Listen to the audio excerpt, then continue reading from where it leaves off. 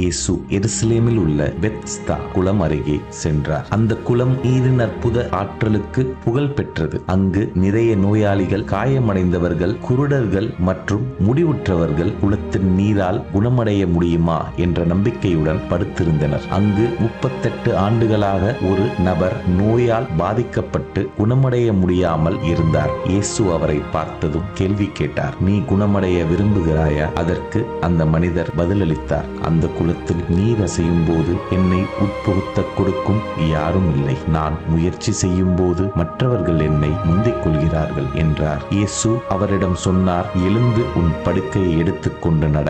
உடனே அந்த மனிதன் குணமடைந்தார். அவர் தனது படுக்கையை எடுத்துக்கொண்டு மகிழ்ச்சியுடன் நடந்தார். இயேசுவின் இந்த செயலால் அந்த மனிதனின் வாழ்க்கை மாற்றமடைந்தது. இது கடவுளின் கருணையின் அற்புதத்தை வெளிப்படுத்தும் ஒரு சிறந்த நிகழ்வாகவே காணப்படுகிறது. Praise the Lord. ஆமென்.